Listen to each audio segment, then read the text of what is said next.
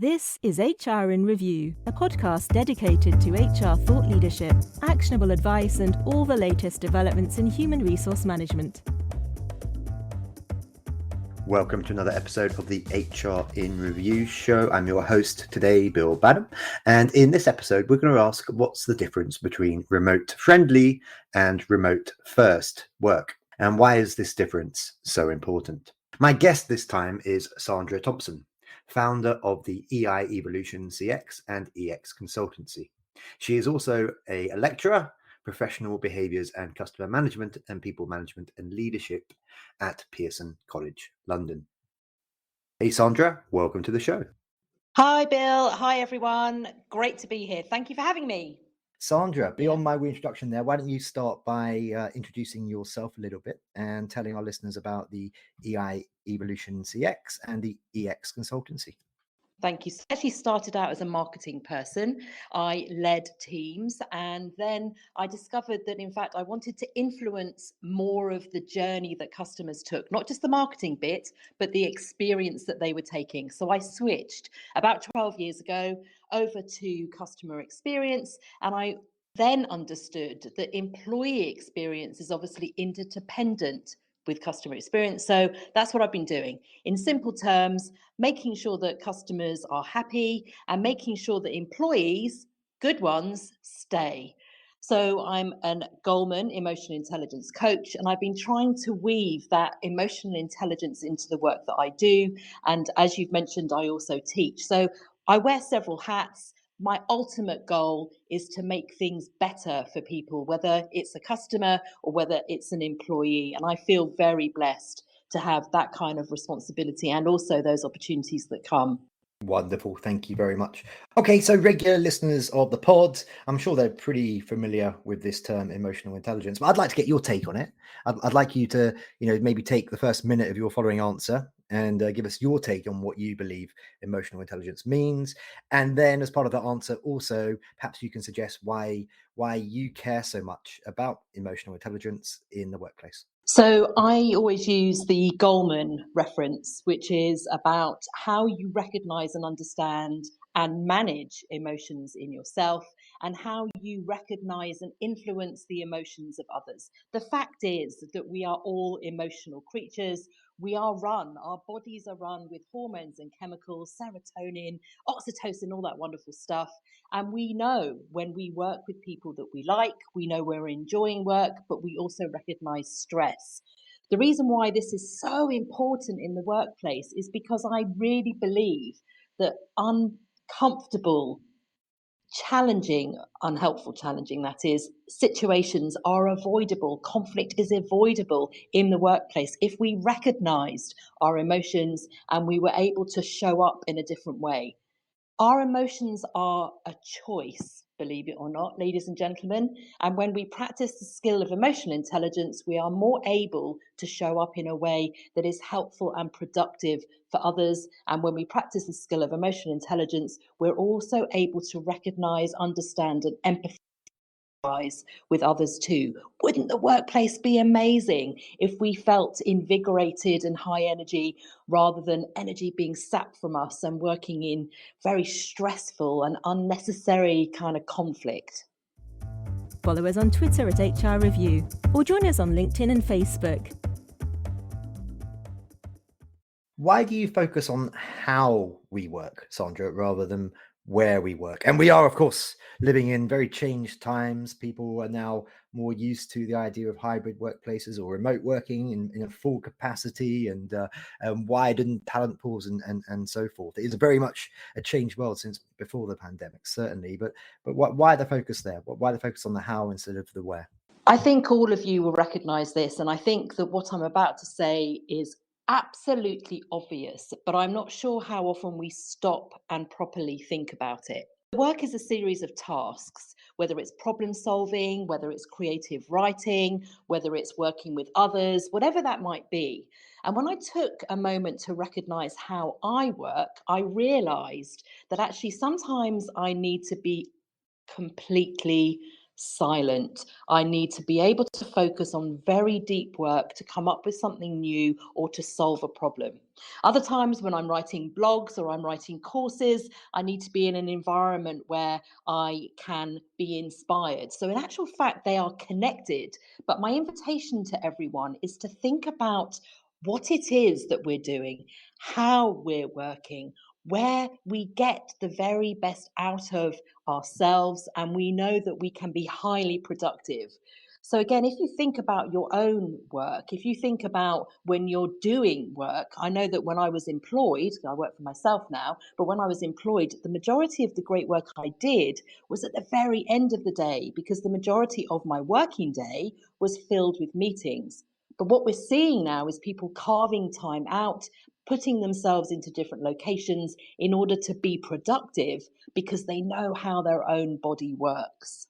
If you have any comments on the HR in Review podcast, would like to suggest a topic or speaker, or provide other feedback, you can contact us using the email podcast@hrreview.co.uk.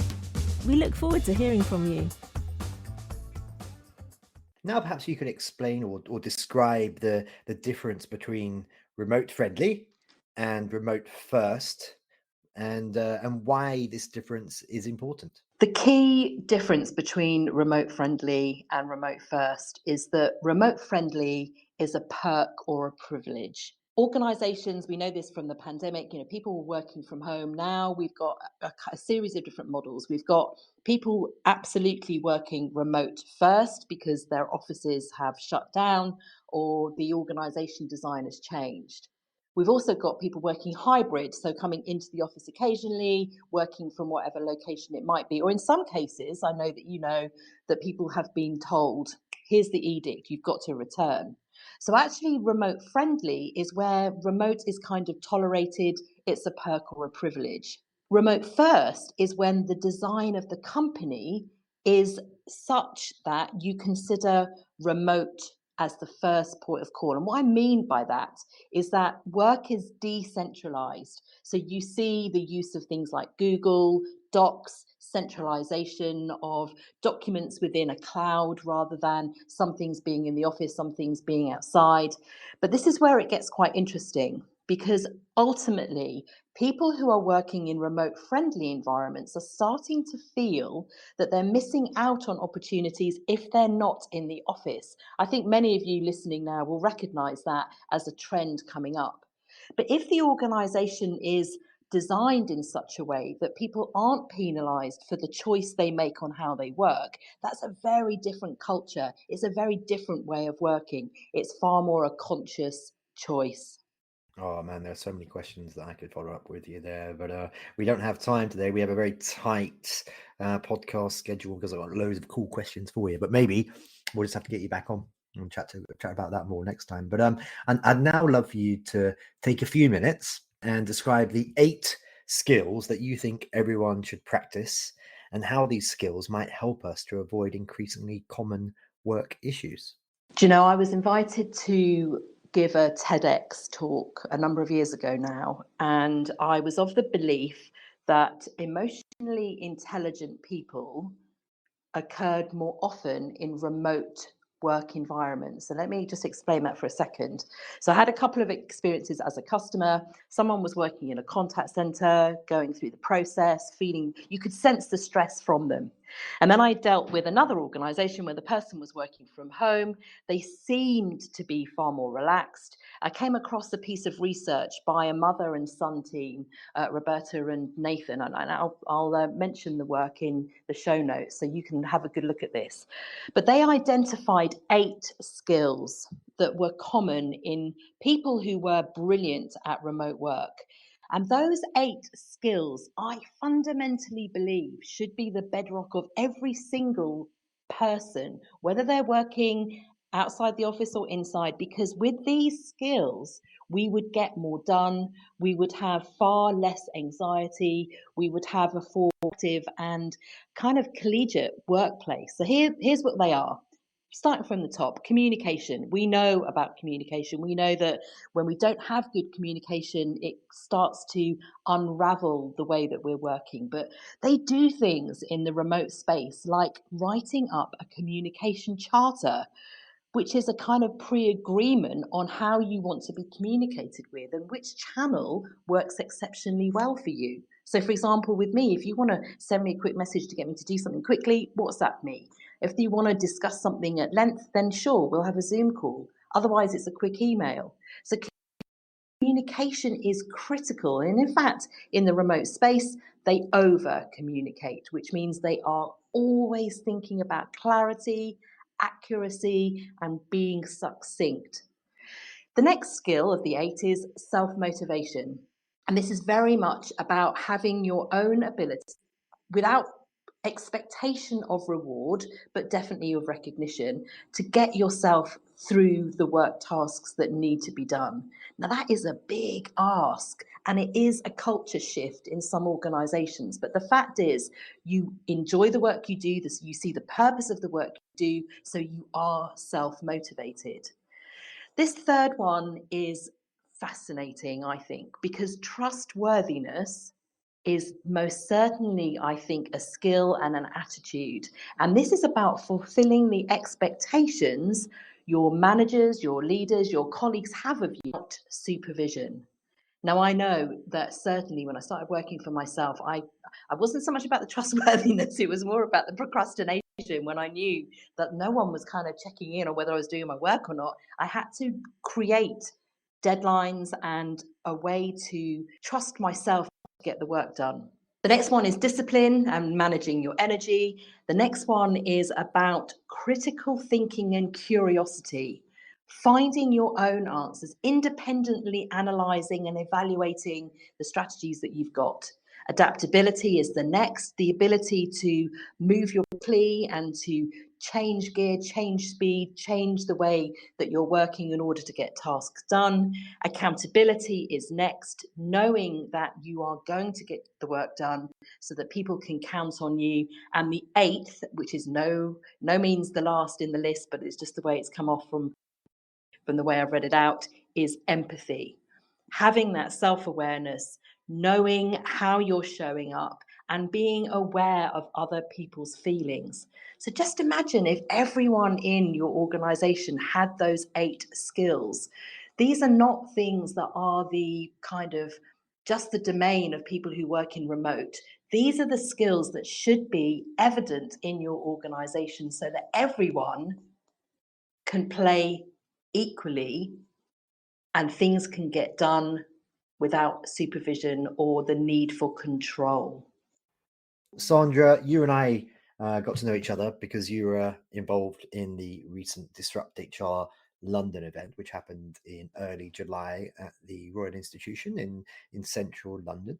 And you were a speaker there.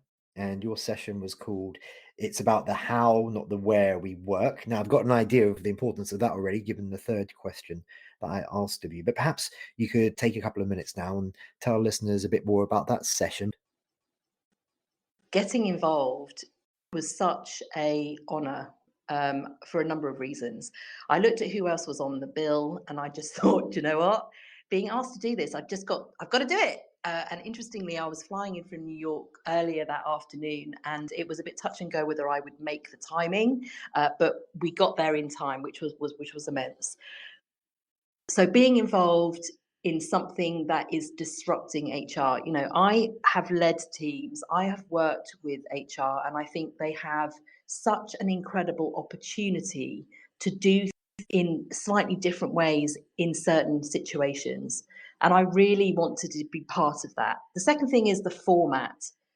20 slides in 5 minutes. I have never done that before. And so the challenge of needing to present my idea in a way that was super fast and super succinct, I'm always up for that. And the final thing really was to be at the RI. You know, I one of my first ever jobs was working in an interactive science centre, and the privilege of being in that space was quite immense. So those are the reasons why I got involved and why I'd be chuffed to be there. The next point really is what I spoke about. I tried to fit in quite a lot, but I was basically saying you've got to give people a choice on how they work for the reasons I've given before. People know when they have energy, they know when they're productive. When you force them to do something in a space that actually wastes a lot of time, you're not giving them the opportunity to do their best, which is hugely frustrating. So number one, give people the choice. Number two, design intentionally for remote first. Number three, train everyone on these 8 skills. It's not difficult. When you do it, you're going to see magnificent results. And the final thing is to give people autonomy. Trust them. You recruited them. You brought them into your business. Let them do the work. They know the way they can do it really well. If you are an HR professional, business manager, or just someone interested in the latest trends in the workplace, the HR in Review podcast is for you. Brought to you by hrreview.co.uk, the leading online HR news and advice website. The HR in Review podcast brings you interviews with leading HR experts, academics, and practitioners. By joining us, you can keep up to date with the latest people management trends, learn about best practice, and improve your professional skills. We cover a wide range of HR-related topics such as HR strategy, technology, recruitment, pay and benefits, training, employment law, diversity and well-being.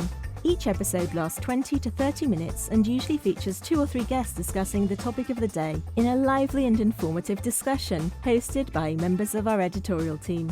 You can subscribe for free to HR in Review on your podcast app. Just search for HR in Review, or find out more at hrreview.co.uk/podcast. Join the conversation at HR in Review today. Amazing. Thank you, Sandra. I'd just like to add that we had 14 sessions at DisruptHR London, and they were all rapid fire, and we had some huge names who joined us from all over the world as speakers. But Sandra's was one of the ones that really stuck out for me. I was hugely impressed by Sandra's session. And I would recommend, if you ever get a chance to check out Sandra at any other events, do so, because she's got a lot of clever, engaging things to say. So there we go. Hey, Sandra, the next 2 questions are questions that we ask of all of our guests on the HR in Review pod. Okay. And the first of those 2 goes as follows. If you could pass on that you've learned in your career in 1 minute or less, what, Bill? There's no possibility I can do that. Hang on a minute. I'm a Disrupt HR talker these days. I can do it. Okay, let's do it. What would be your top tip for HR professionals? Okay, are we starting the clock now? Let's go. So curiosity and asking really great questions. I was quite early in my career. I had assumed that the organization worked in a certain way because I'd worked in a couple of organizations by then. Come on, I know this stuff. I got bitten quite badly because I had designed a piece of work which hadn't accommodated some of the nuances in this particular organization. And the problem was I hadn't asked enough questions, and I hadn't asked enough open questions to get even more out of the stakeholders I was serving. So be curious, ask questions. Doesn't mean to say that you need to know every single thing, the ins and outs of everything, but please do engage, open up, ask more questions in an open way to really get to the bottom of what drives your stakeholders and how your work will be effective to them, because I certainly made some assumptions to my detriment and I never did that again. Love it. Excellent advice. Thank you very much. The next question is a big one. Okay, so you might want to take a couple of minutes on this one, Sandra. What is the single biggest change that you think will happen in HR over the next 5 to 10 years? It is a big one. And so I think you're going to have to step in and tell me to stop. So here we go. This is what I think. And interestingly, I think there's a parallel going on here with some of the things that I have witnessed in customer experience. So my headline here is personalization of work. What on earth does she mean by that, for goodness sake? Well, what I mean by personalization of work means that rather than HR, human capital, whatever you want to call the team that are responsible for advising the board on how people should be at work, is please consider everyone independently when you bring them into the organisation, and please keep checking in on what they need to do great work. Now, I found out not long ago that there was a survey undertaken. It was with a gentleman called John Hopkins, who works in the hybrid space. He did some research which found 63% of the people who were asked, I think it was a couple of thousand people in this survey, 63% of the people who were asked how important is, so they were given a list of things that were important to them, and they picked out flexibility as the number one thing that was critically important to them now more than ever. And here's the shocker, actually it might not be very much shock to some of you, but in fact, flexibility was a preference to a pay rise. The fact is that people really want to organise their work-life blend on their terms, which comes back, doesn't it, full circle on how do I do work? Now, I've been very, very lucky in that I can decide to pop on a plane and go to Bali to do some work where I had to be creative. I had to be very, very careful about how I designed a piece of work. And I was given the inspiration of being somewhere warm, culturally different. It worked for me perfectly.